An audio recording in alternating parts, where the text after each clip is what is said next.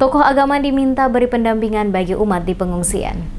John Ruhul Yassin, salah satu tokoh agama di Maluku yang juga adalah mantan Ketua Sinode GPM Maluku, minta peran dari pimpinan-pimpinan umat di Maluku, terutama di Kota Ambon untuk memberikan pendampingan bagi umat, terutama pengungsi yang berada pada lokasi-lokasi pengungsian. Dikatakan Ruhul Yassin, pendampingan bagi pengungsi dianggap sangat penting, guna memulihkan kembali rasa percaya diri para pengungsi, terutama anak-anak, yang sampai dengan saat ini belum dapat melaksanakan kegiatan rutinnya sebagai siswa untuk kembali bersekolah. Selain itu juga pendampingan yang dilakukan oleh para pimpinan umat kepada masyarakat berupa sosialisasi tentang kondisi dan situasi di mana jika dimungkinkan para pengungsi yang rumah mereka tidak mengalami kerusakan untuk dapat kembali ke rumah masing-masing. Dengan demikian maka rutinitas bisa kembali berjalan normal seperti biasanya tanpa harus semuanya tetap berada pada lokasi pengungsi, terkecuali yang rumah mereka mengalami kerusakan dan tidak dapat ditempati. Selain peran penting dari tokoh agama, pers juga diharapkan membantu dalam menyampaikan informasi kepada masyarakat secara baik dan benar, sehingga masyarakat juga dapat diberikan edukasi tentang kebenaran sebuah pemberitaan, terutama soal bencana alam khususnya gempa bumi dan tsunami.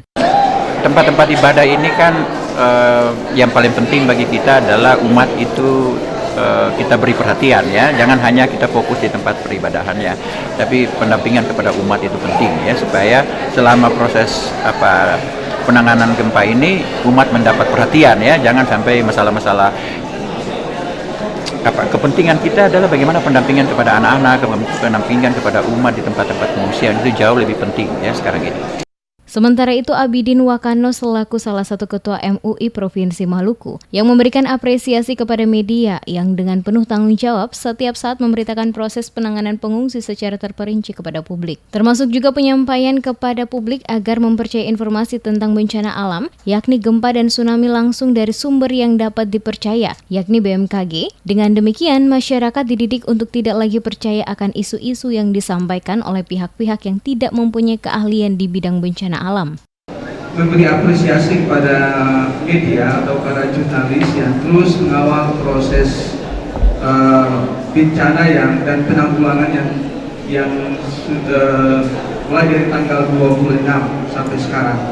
Ini menjadi sesuatu yang penting, artinya mendukung spirit, karena dalam bahasa agama ya pemberitaan menjadi sangat penting.